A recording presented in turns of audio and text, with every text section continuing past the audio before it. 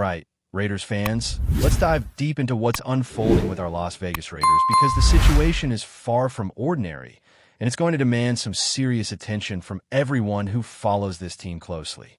The injuries hitting the roster have already started to reshape expectations for the season, and the reality of what the Raiders are facing is more severe than many anticipated. One of the cornerstone players, a critical component of the offensive line, is now officially headed to injured reserve, which not only removes him from immediate action, but could potentially end his season entirely. Coach Pete Carroll had already hinted at a significant absence after the last game, suggesting this wasn't a sudden surprise, but rather something the team had been preparing for internally. When we look at the timeline, the 4 to 8 week estimate starts to make sense, especially considering that once a player lands on injured reserve, they're automatically out for a minimum of 4 weeks. However, there's also the very real possibility that this player won't return at all this season. And in the grand scheme, it might be in everyone's best interest to allow him to rest and fully recover, coming back strong next year instead of rushing and risking long-term setbacks. But the challenges don't stop there. Dylan Parham, another key member of the offensive line, is also dealing with an injury that's going to keep him out for multiple weeks. While the team hasn't officially released a statement, sources close to the organization suggest this could be a 2 to 4 week absence. What this means in practical terms is that the Raiders will soon be navigating games without both their starting left guard and right guard simultaneously. For a team that relies heavily on protection schemes and continuity on the line, this is a monumental problem. The current starting lineup, including Stone Forsythe, Will Putnam, Jordan Meredith, Alex Kappa, and DJ Glaze, already faces scrutiny as one of the weaker units in the league. The absence of JPJ and Parham only magnifies these concerns, forcing the team to consider alternative strategies, rotations, or even emergency promotions from the bench to fill gaps that are critical for both the run game and pass protection. This situation also raises questions about depth, development, and the potential opportunities for younger or less experienced players.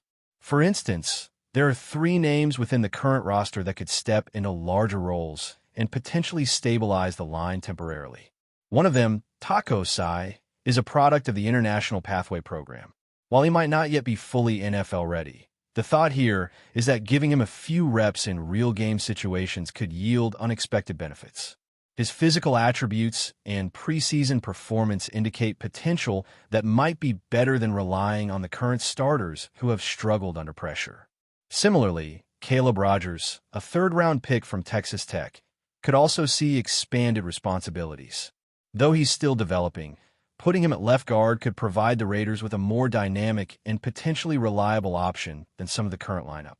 Lastly, Charles Grant, who has primarily played tackle, could be shifted strategically depending on the team's needs, either at left or right tackle, while moving DJ Glaze to guard where he may be more effective.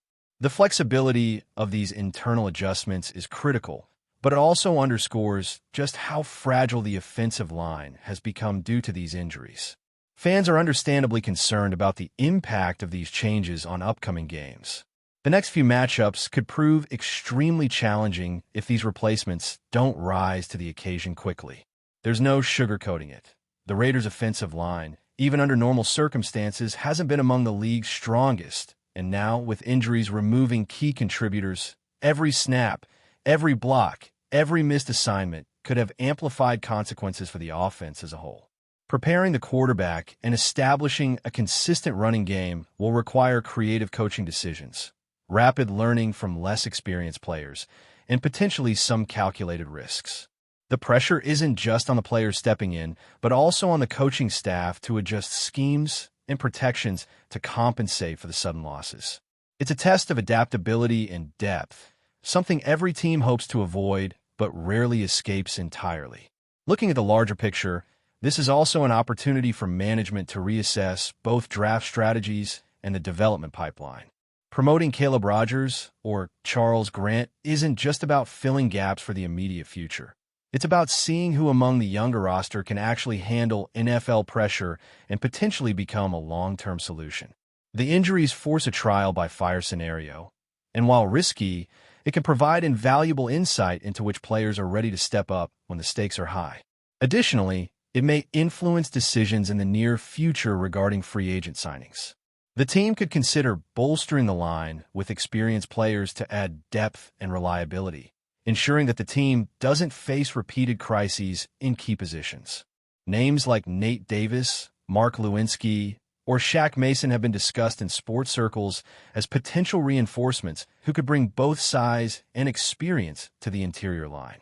Each of these players has proven abilities, and adding them could alleviate some of the pressure on less experienced teammates while allowing the coaching staff to protect the quarterback and improve offensive consistency. What makes this even more challenging is the context of upcoming opponents. The Raiders are not just facing any teams. The next few matchups include defenses with elite talent on the line, capable of exploiting any weaknesses. Facing players like Quinnen Williams, Diggy Zua, or Kenny Clark puts enormous pressure on a weakened defensive front. For fans, this is a tense scenario because the offensive line's performance directly correlates to the quarterback's effectiveness, the success of running plays, and ultimately the team's chances of winning. Confidence in the unit, which was already fragile, is understandably low. The immediate concern isn't just filling spots. It's maintaining cohesion and preventing catastrophic breakdowns that can turn a close game into a decisive loss.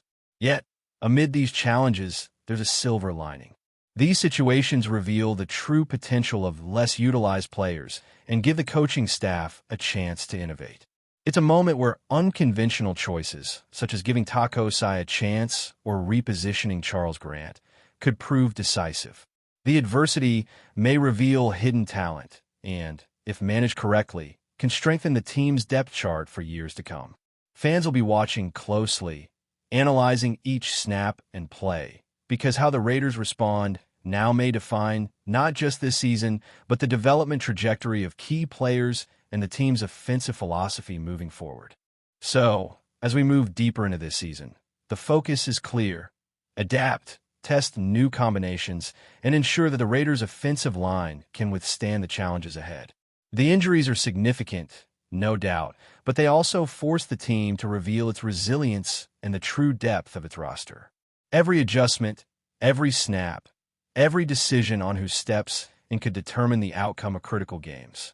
The pressure is immense, but it's in these moments that teams often find unexpected solutions and future stars. Raider Nation, the next few weeks will be a test not just of skill, but of adaptability, creativity, and the ability to turn adversity into opportunity. The decisions made now, the players elevated, and the strategies deployed will echo long beyond these immediate games and could reshape the way we see this Raiders team moving forward. All right, Raiders fans, let's continue breaking down what comes next for the Las Vegas Raiders because the situation on the offensive line is far from simple, and it's going to require some creative thinking and decisive moves from the coaching staff. With JPJ and Dylan Parham sidelined, the team is being forced to explore options that might have been on the back burner, but now need immediate attention. The first priority has to be evaluating the talent already on the roster. Caleb Rogers, who is a third-round pick from Texas Tech, represents one of those internal options. While he's still developing, putting him in a starting role could give the team a chance to see what he's capable of under real game conditions. The offensive line is a position where practice can only take you so far. Game reps are where players prove their value. Rogers has the size, the strength, and the technique to step in, and now is the perfect moment to test him, especially given the urgency of the injuries. Alongside him, Charles Grant presents another intriguing option, primarily a tackle. He has experience at both left and right tackle positions and offers the Raiders some flexibility in shuffling the line to cover for the injured starters. Moving him around might not be ideal long-term, but in the short term, it's a necessary experiment. By placing Grant at tackle and potentially moving DJ Glaze to guard, the team can maximize the skill sets of its available players and stabilize the line as best as possible. It's a balancing act, trying to get players in positions where they can succeed without overextending their capabilities. But the Raiders are now in a scenario where experimentation isn't just an option, it's a requirement. Beyond the internal options, the team may also need to look externally. and there are several free agent possibilities that could bolster the offensive line. Experienced players like Nate Davis offer both size and reliability on the interior, which is exactly what the Raiders need right now. Davis has demonstrated the ability to handle starting caliber competition and could be an immediate upgrade over some of the current roster options. Similarly, Mark Lewinsky, though not always at the top of statistical charts, brings valuable experience and familiarity with team structures, which could translate into stability on the line. His past connections with coaches and players could also make the integration process smoother, something that's incredibly valuable when timing and chemistry are so critical in the trenches. Then there's Shaq Mason, who arguably represents the top available option on the free agent market. With over a decade of experience and consistent performance at right guard, Mason brings both reliability and leadership to a line that's currently missing both. While there's an adjustment period as he learns the Raiders system, the potential benefits of adding a player of his caliber cannot be overstated. Mason provides the team with an anchor on the line, someone who can guide younger players and help them acclimate to the intensity and speed of NFL competition. In situations like this, having a veteran presence can be just as important as physical talent because they help stabilize the entire unit. As we look forward to the upcoming games, the pressure on the Raiders' offensive line is immense. They will face defensive fronts loaded with talent capable of exploiting any missteps or communication errors. Protecting the quarterback is paramount, and the running game relies on cohesion that's currently under threat. Every snap will be scrutinized, and every decision by the coaching staff will carry added weight. The combination of injuries and inexperience means the margin for error is razor thin, and how the team adapts will likely define the trajectory of the season. Fans are right to be concerned, but there's also an opportunity to witness resilience and the emergence of new talent. The key for the Raiders now is adaptability. The offensive line must be molded to fit the available personnel rather than trying to force injured players or struggling starters into roles where they are likely to fail. Experimenting with Grant and Rodgers, while simultaneously exploring free agent options like Mason, Davis, or Lewinsky, provides a path forward that balances immediate needs with long-term development. It's a complex puzzle, but one that could yield positive results if handled correctly. The coaching staff has to weigh risks carefully, determine which players can handle increased responsibility, and develop strategies to compensate for the loss of their starting guards. This isn't just about patching holes. It's about building a functional, resilient unit under challenging circumstances. Another factor to consider is team morale. The Raiders' offensive line has been under constant scrutiny, and injuries only magnify pressure and criticism. How the team responds internally will be critical. Promoting younger players can boost confidence and provide motivation, while adding veterans externally can offer reassurance and leadership. The blend of youth and experience might be the key to navigating this turbulent period.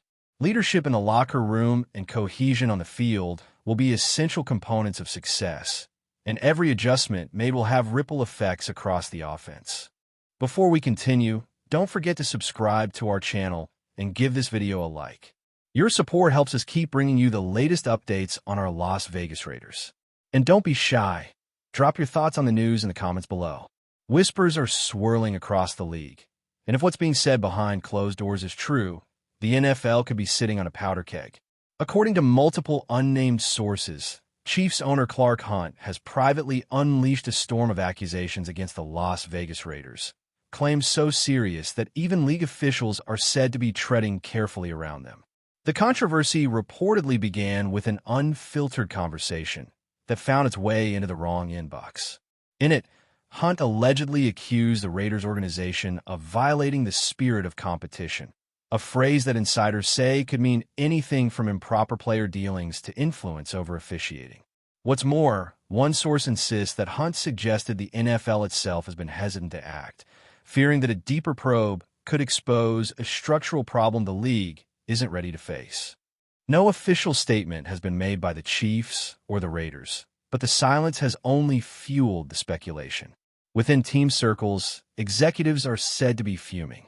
This isn't just another rivalry jab. One AFC executive reportedly commented off the record, If what Hunt said is accurate, it could shake confidence in how the league handles fairness and transparency. Even more intriguing is the timing. The Chiefs-Raiders rivalry has always been fierce, decades of bad blood, controversial plays, and disputed calls. But this latest twist takes the feud from the field to the boardroom. Some insiders believe Hunt's outburst may have been triggered by recent internal meetings where the league discussed officiating patterns and financial audits connected to certain franchises. Still, nobody seems willing to touch the issue publicly. League spokespersons have issued the usual no comment, while both teams' front offices are keeping their communications tight. Yet behind the scenes, a growing sense of unease lingers. Could this be the start of a quiet investigation, or will the whole story vanish under the weight of NFL politics? That's it for this update. If you enjoyed the video and want to stay updated with exclusive news about our Las Vegas Raiders, be sure to subscribe to our channel and hit that like button. We can't wait to hear your thoughts in the comments. See you in the next video.